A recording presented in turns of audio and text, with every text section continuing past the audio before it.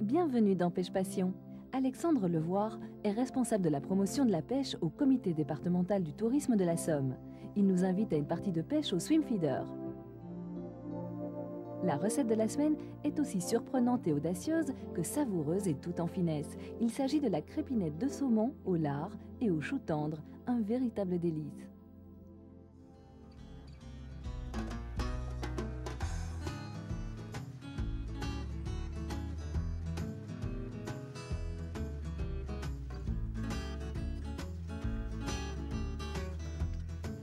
Alexandre Levoire est un véritable amoureux de la nature. Il partage ses loisirs entre la chasse à la hutte en baie de Somme et la pêche dans le labyrinthe des étangs de la Haute-Somme. Aujourd'hui, il vous invite à une séance de pêche au swim feeder. Cette méthode de pêche se révèle à la fois économique, efficace et très agréable à pratiquer. Mais je ne vous en dirai pas plus, Alexandre Levoire va vous expliquer tout cela beaucoup mieux que je ne pourrais le faire. Alors bonjour, moi je m'appelle Alexandre Levoire, je travaille pour le comité du tourisme de la Somme. Donc on est aujourd'hui dans le département de la Somme. Je m'occupe de la promotion de la pêche dans le département. Donc je connais un petit peu le secteur en matière de pêche. Donc on est aujourd'hui à Frise, au bord d'un plan d'eau de la Haute-Somme, non loin de Péronne. Et aujourd'hui je vous emmène à la pêche au swim feeder, qui est une technique d'outre-Manche. Qui commence seulement à s'implanter en France. Donc aujourd'hui on va pêcher essentiellement des poissons de fond, pas loin des nénuphars là-bas, et surtout des brèmes. Donc voilà, on va commencer à monter le matériel. Donc alors la canne au swim feeder, c'est une canne au kiver tip en fait. Kiver tip signifie un sion qui tremble en anglais, et c'est le sion qui va indiquer la touche et non pas un flotteur comme quand on pêche au cou normalement. Le sion qui est au bout de la canne est un sion tout à fait particulier puisque le but de ce sion est d'indiquer la touche. C'est-à-dire qu'il doit être très très sensible et plié à la moindre sollicitation du poisson. Dès que le poisson doit toucher à l'asticot, on doit voir le sion plié pour pouvoir ferrer et donc être averti de la touche.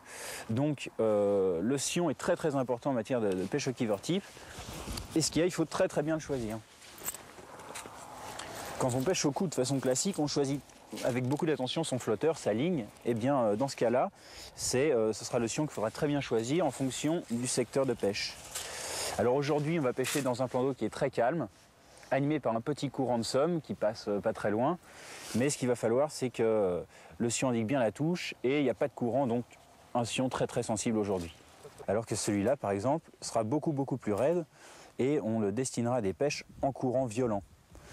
La taille d'une canne pour pêcher au kiver tip, c'est entre 2,70 m et 3,30 m. Bon, ça dépend simplement de la distance de pêche. Aujourd'hui, on va pêcher aux alentours de 25-30 mètres et là, c'est une canne de 3 mètres. Ce sera parfait.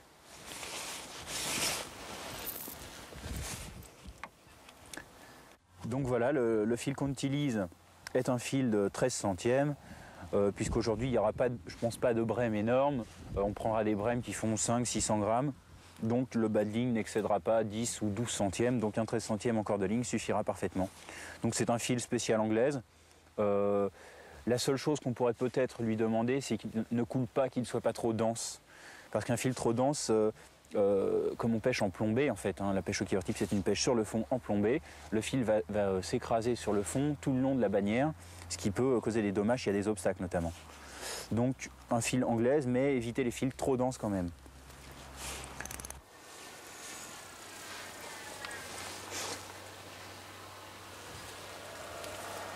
Il faut bien faire attention quand on passe le fil dans les anneaux, parce que si on en oublie un, il faut tout refaire.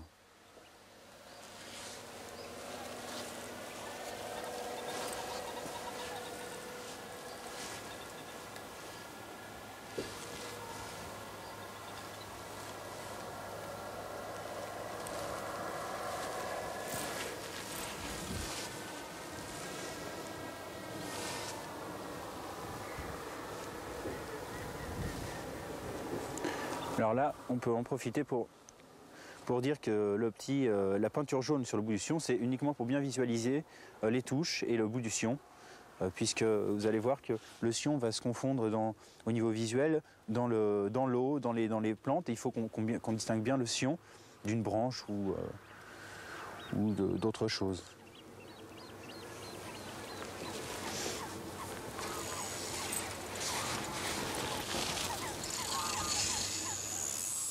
En ce qui concerne le montage, qui est lui aussi important, on va réaliser une boucle tout simplement. Hein.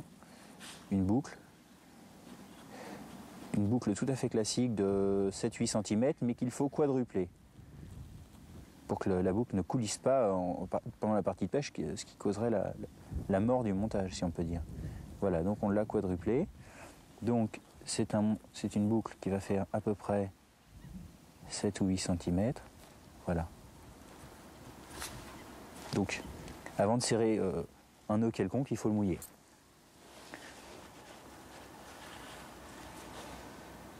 Voilà. Donc on a pas mal de différents swim feeders. Aujourd'hui, on pêche en eau calme et les brèmes, c'est la cible. Donc on va choisir un swim feeder qui va nous permettre de véhiculer de l'amorce et qui va permettre aussi à l'amorce de déliter rapidement dans l'eau. Donc on va choisir une cage.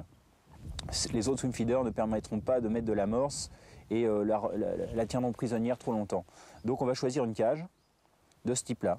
C'est ce qui va vraiment nous intéresser aujourd'hui. On va maintenant fixer le swim feeder, ou la cage amorçoire en français, à la potence qu'on a réalisée tout à l'heure.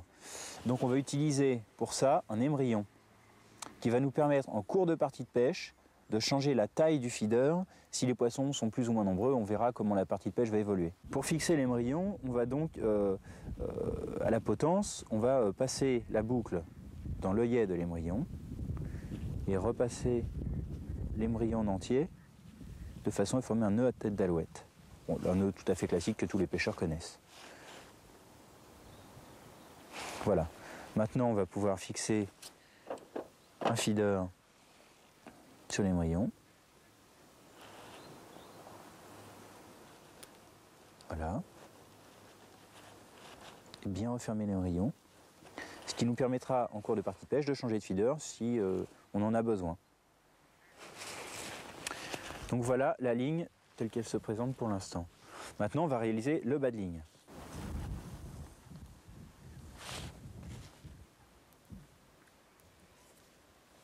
On va commencer avec un hameçon numéro 20 sur 10 centièmes en bas de ligne.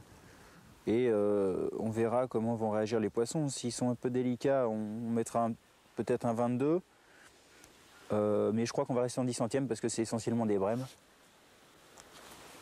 C'est quand même des gros poissons. Donc on a une potence qui part du corps de ligne et qui fait 7-8 cm, un petit émerillon avec une agrafe qui va pouvoir fixer le feeder. Ensuite le corps de ligne se prolonge sur 25-30 cm. Bon, toutes ces distances sont un petit peu laissées au choix du pêcheur, mais il faut absolument que la fin du corps de ligne dépasse la potence. Ensuite un bas de ligne qui fait 45 cm et puis un hameçon, un bas de ligne en 10 centièmes avec un petit hameçon de 20. On va commencer comme ça, et au fur et à mesure de la partie de pêche, on verra si on rallonge ou si on raccourcit le bas de ligne, parce que ça dépendra tout simplement du comportement des poissons. Voilà. Pour le feeder, ce qui est très appréciable, c'est qu'on a besoin quasiment de rien comme amorce. Quand on pêche au cou, de façon classique, il faut 4-5 kg d'amorce. Là, on a besoin d'1 kg. Avec 1 kg, on va pêcher une journée entière, et ça nous permet de prendre pas mal de poissons, si tout se passe bien. Alors il faut utiliser une amorce de fond classique, comme on a besoin que d'1 kg d'amorce, ça sert à rien de s'embêter à en faire soi-même. Avec 1 kg d'amorce du commerce de fond, ça devrait être parfait. Donc par contre, ce qui est très important, c'est le mouillage de l'amorce. Il faut que l'amorce soit mouillée très sèche, ce qui va permettre qu'elle sorte facilement de la cage quand elle sera immergée.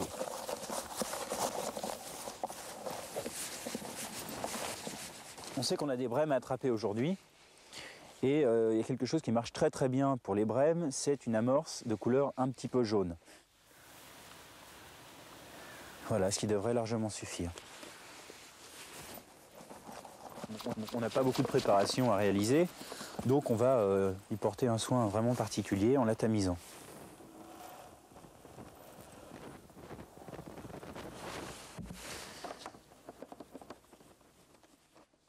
Voilà, donc on va faire passer toutes les particules. Donc là on a une amorce jaune, très fine, bien aérée. C'est l'idéal pour pêcher au feeder. Voilà, on met un petit peu de pinkies dans l'amorce. Une pincée d'asticot également.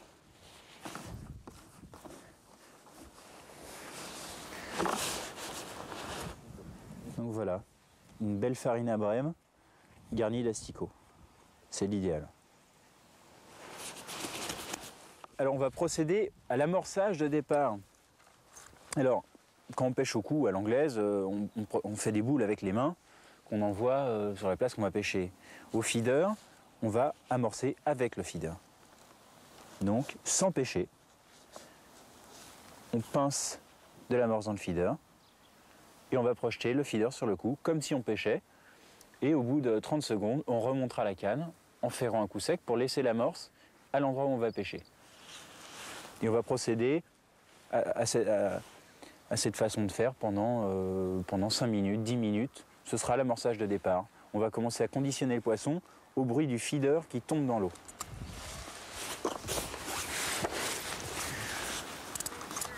Donc moi je connais bien cet endroit. On va pêcher à 25 mètres environ.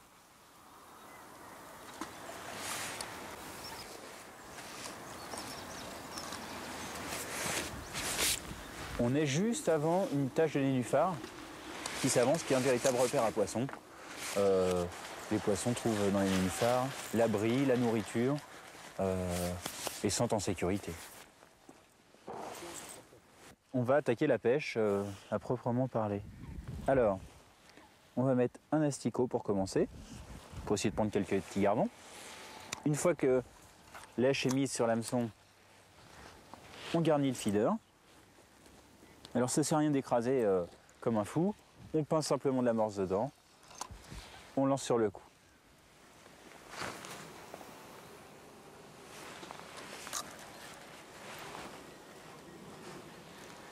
On place la canne sur les supports. Alors ce qui est très important, c'est qu'il faut que le fil, c'est-à-dire la bannière, soit perpendiculaire à l'axe du sion. Ça permettra que les touches soient parfaitement indiquées dès que le poisson mordra. Il faut créer un angle en fait. S'il n'y a pas d'angle, on verra très mal les touches sur le sion. Donc il n'y a plus qu'à attendre. Je vais en profiter pour retirer ma veste parce que le temps s'est quand même nettement amélioré. Heureusement.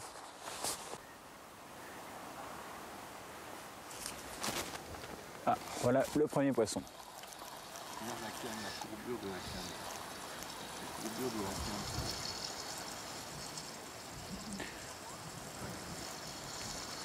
Un petit poisson, je pense que c'est un gardon ou une petite plaquette.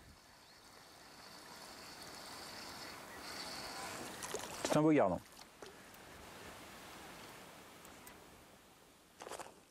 Là c'est un beau gardon, une centaine de grammes. Il y a des nageoires magnifiques, orange. Un superbe poisson.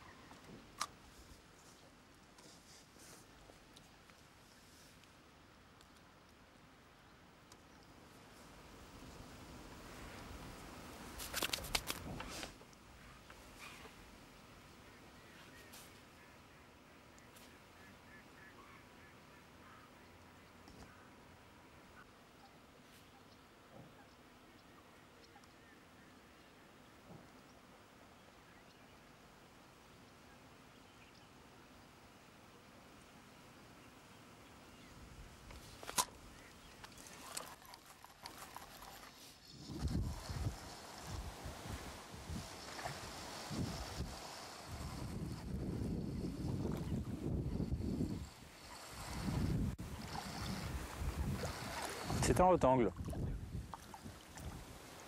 Un superbe rotangle. Hop. Pour bien s'apercevoir que c'est un rotangle, on reconnaît le rotangle parce que ça bouge lorsqu'elle est fermée est orienté vers la surface, vers le haut. Pourquoi? Parce que c'est un poisson qui mange, qui prend sa nourriture en surface, qui gobe les insectes, etc. Donc sa bouche est orientée vers le haut. On ne peut pas se tromper. Voilà, un très très beau poisson.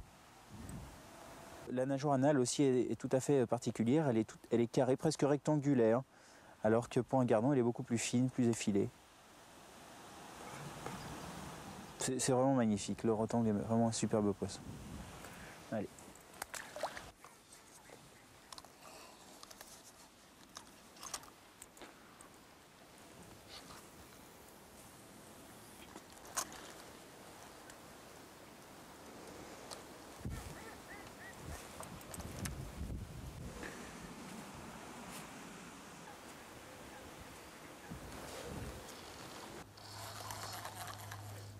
Là, les brèmes sont arrivées sur le coup. Alors, elles ne sont pas énormes, mais c'est des poissons de 300 grammes.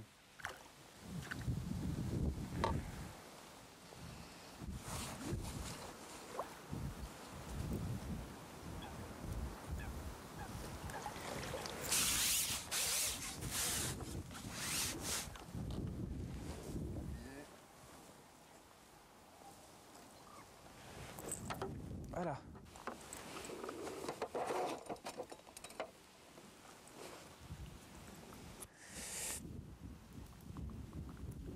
Voilà. Une plaquette, ce qu'on appelle. Allez, à la fin.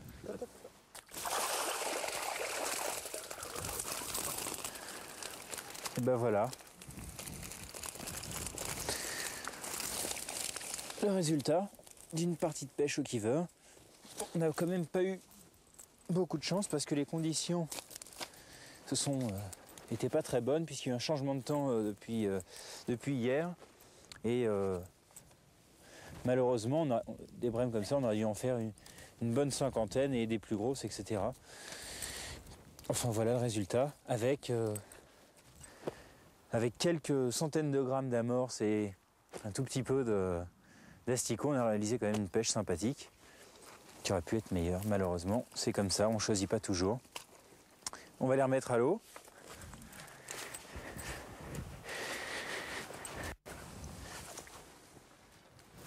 Voilà.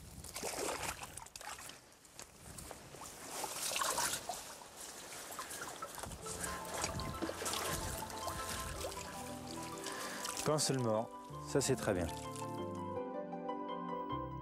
Olivier Provost de l'hôtellerie des Remparts à Péronne est un créateur dans l'âme. Aujourd'hui, il vous surprendra avec une préparation de saumon pour le moins originale, au subtil mélange de saveurs. Bonjour, je m'appelle Olivier Provost, je suis chef de cuisine à l'hôtellerie des Remparts depuis 4 ans à Péronne dans la Somme. Je vais vous présenter une recette aujourd'hui à base de saumon, de choux et de lard. La crépinette de saumon au lard et au chou tendre. Pour cette recette, il nous faut un filet de saumon qui aura été levé, la peau ôtée, des arrêtés, portionnés en pavés, quelques échalotes grises, quelques feuilles de laurier, une botte d'estragon frais pour le parfum, une tomate cerise jaune pour la finition, de la poitrine fumée détaillée en tranches pour la confection de la crépinette, quelques tranches de poitrine détaillées en lardons pour la cuisson du chou vert, de la crépine de porc pour envelopper le pavé de saumon et 2 décilitres de sauce bordelaise. Nous allons démarrer par la confection du pavé de saumon.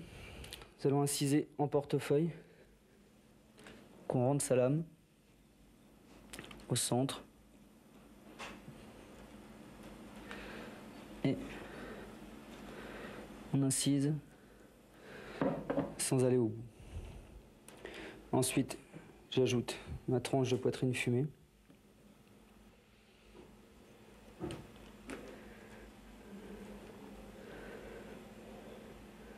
Voilà la poitrine, les saumons au portefeuille. Ensuite, nous allons mettre un peu d'estragon. On peut mettre les pointes sans ôter la tige. Par contre, à partir du milieu de la botte, il faut absolument ôter les tiges. Ici. Je vais refermer mon pavé. Je ne mets pas de sel à l'intérieur du saumon puisque la poitrine est déjà légèrement salée. J'assaisonne mon pavé de saumon.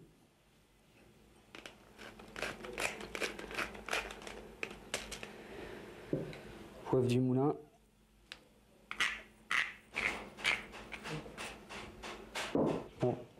On replace la deuxième tranche de poitrine sur le dessus. Et comme mes feuilles de laurier sont petites, je vais en mettre 2. Et 2 feuilles de laurier frais. Il ne reste plus qu'à mettre le saumon dans la crépine.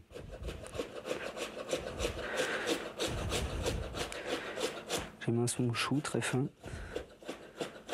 Alors je vais mettre mon chou à blanchir. Mon chou émincé. De l'eau froide. L'action de blanchir est un départ à eau froide pour porter à ébullition. Voilà. Donc pour notre sauce d'accompagnement, nous avons émincé quelques échalotes. Nous allons faire revenir avec un petit peu de beurre. À ces échalotes, je vais ajouter les arêtes du saumon qu'on aura prélevées au démarrage de la recette. Ces arêtes de saumon, je vais les faire revenir dans un peu de matière grasse avec une garniture aromatique. Et à la place de mouiller ces arêtes de poisson comme tout le monde le ferait avec du vin blanc, je mouille ces arêtes avec du vin rouge. Je prends à peu près 50 g de beurre. Et je vais mettre mes échalotes à suer dedans.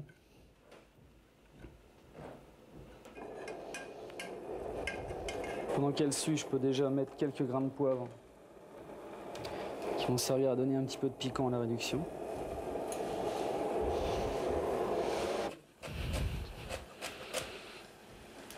Et je vais jeter un peu de queue d'estragon dans ma réduction. Je mélange.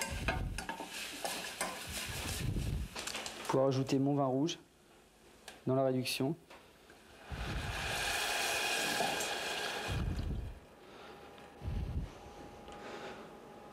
Voilà. Mon vinaigre balsamique, mon vieux vinaigre de vin. Il ne reste plus qu'à mettre le fumé vin rouge qu'on a obtenu à partir des arêtes du saumon, qui lui a déjà cuit 1h30 et qui est déjà fini. Voilà. Là, notre réduction est prête. Je vais aller goûter mon chou pour pouvoir le rafraîchir, pour pouvoir le remettre dans de la matière grasse ensuite pour envoyer. Donc là, voilà, la réduction est bien partie. Mon chou est égoutté. Il ne reste plus qu'à nous occuper des lardons qui vont l'accompagner. Un peu d'eau, juste à hauteur pour pouvoir les blanchir. Blanchir, rappel, départ eau froide. Première ébullition, on arrête la casserole. On a arrêté la cuisson, on les a rafraîchis et goûtés. Et ces mêmes lardons, nous allons les incorporer à la fondue de chou vert.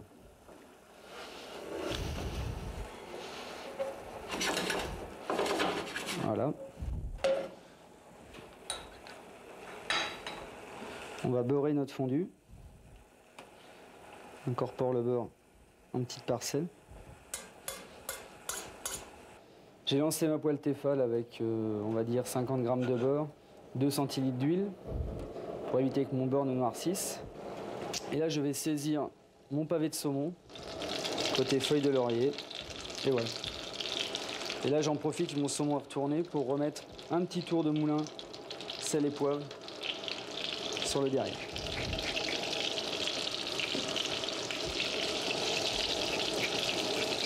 Donc là, notre saumon est suffisamment coloré. Voilà.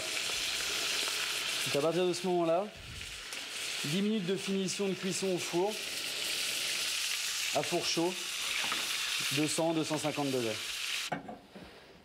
Je vais passer ma sauce au chinois.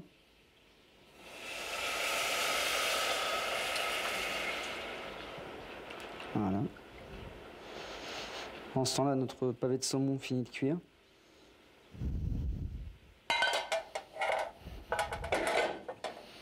Notre saumon arrive à terme de la cuisson. Voilà. Il est brillant.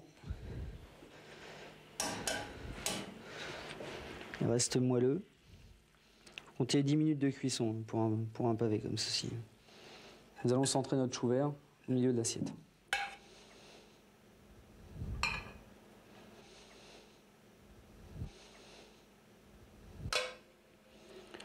Donc,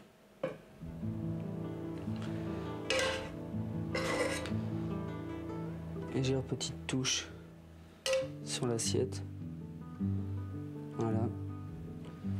Je vais mettre ma petite touche finale sur l'assiette, l'estragon frais émincé autour de l'assiette, ma petite tomate cerise jaune et notre crépinette de saumon au lard et au chou tendre est enfin prête.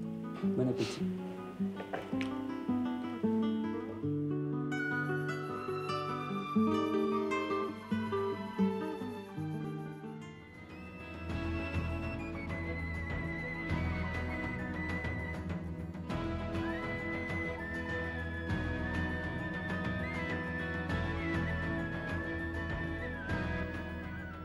La semaine prochaine, Pêche Passion vous emmènera pêcher l'anguille, ce poisson aux faux airs de serpent, repoussant pour certains et fascinant pour ceux qui le pêchent et le dégustent.